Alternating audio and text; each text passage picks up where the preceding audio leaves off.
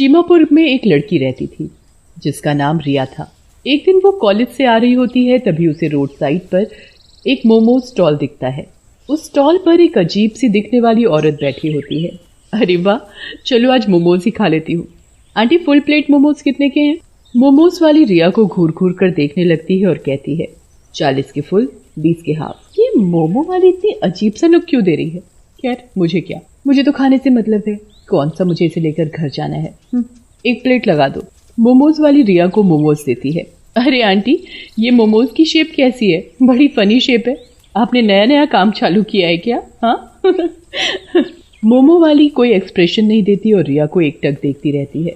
ये बर्ताव रिया को बहुत अजीब लगता है। वो अब कुछ संकोच कर रही थी।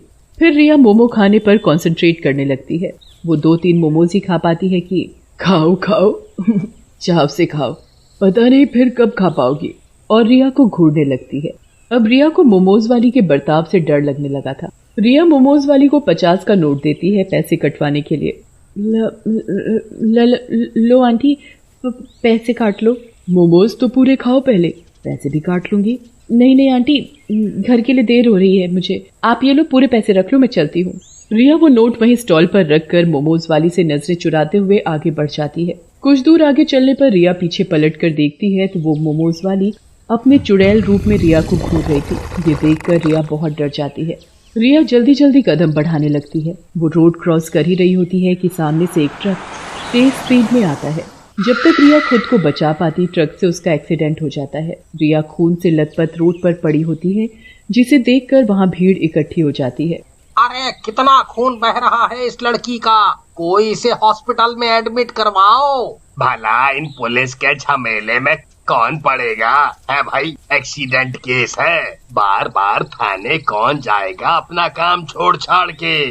मोमोज वाली भीड़ को साइड करते आगे आती है और रिया को खून से लथपथ देख जोर जोर से हंसने लगती है। अरे पागल हो गई है क्या? किसी को ऐसे देखकर कौन हंसता है? तो ले जा हॉस्पिटल उसे। इतनी चिंता हो रही है तो खड़ी खड़ी शक्ल क्या देख रही है? कहकर वो अपने स्टॉल पर चली जाती है। बड़ी बदतमीज औरत है ये, भला ऐसे कौन बात करता है? फिर भीड़ से एक लड़का पुलिस को फोन करता है। पुलिस आकर रिया को हॉस्पिटल ले जाती है और उसके घर पर भी इन्फॉर्म कर देती है। वो मोमोज वाली अभी भी उस औरत को घूर घूर कर देख रही होती है। इतनी गर्मी हो रही है, भूख भी लग रही है, क्या करूं, मोमोज ही खा लूं क्या?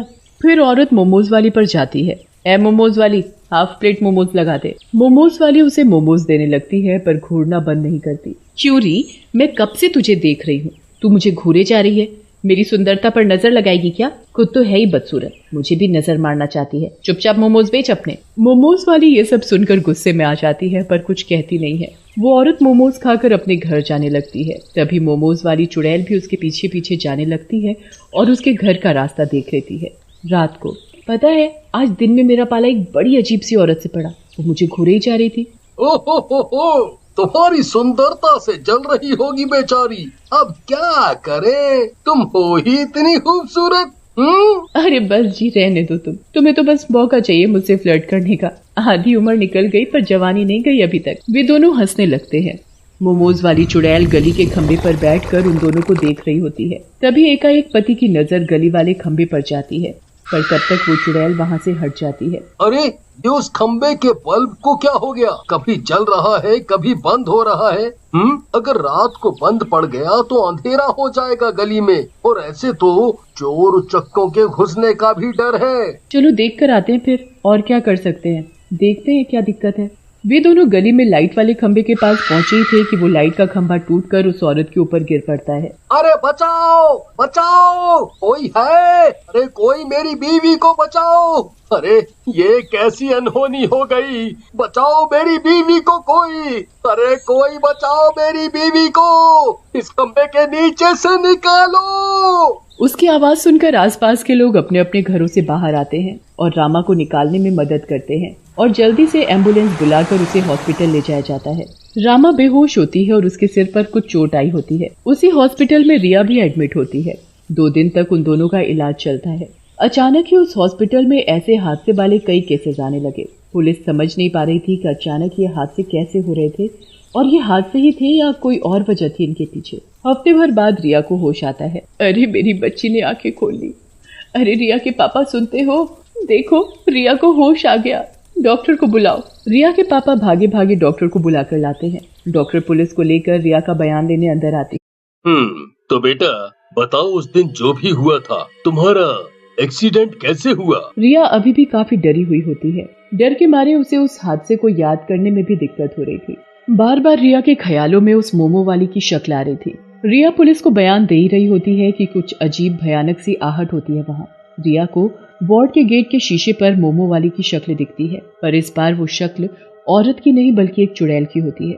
रिया डर से चिल्लाते हुए दरवाजे की तरफ उंगली करके इशारा करती है। देखो इस लड़की की हरकतें, हॉस्पिटल में पड़ी है, ढंग से खड़ी नहीं हो पा रही, अभी भी मोमोज याद है इसे।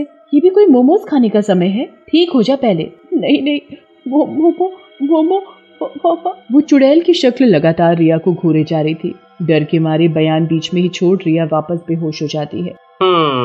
आखिर रिया कहना क्या चाहती थी? वो नजरें घुमाकर शीशे की तरफ देखते हैं, पर वहाँ भी उन्हें कुछ नजर नहीं आता। पर वो चुड़ैल अभी भी रिया को घूरे ही जा रही थी। तुम यहीं रुको रिया के पास, मैं घर जाके कुछ फल और खाना ले आता हूँ। कहकर रिया के पापा घर जाते हैं और जरूरत का सामान लेकर हॉस्पिटल की तरफ आ ही रहे होते हैं कि उनकी नजर उसी मोमोज स्टॉल पर जाती है। वो देखते हैं कि जो भी लोग वहाँ मोमोज खा रहे थे, मोमो वाली उन्हें अजीब तरीके से घूर रही थी। ये बात उन्हें बहुत खटकती है, पर उसे नजरअंदाज कर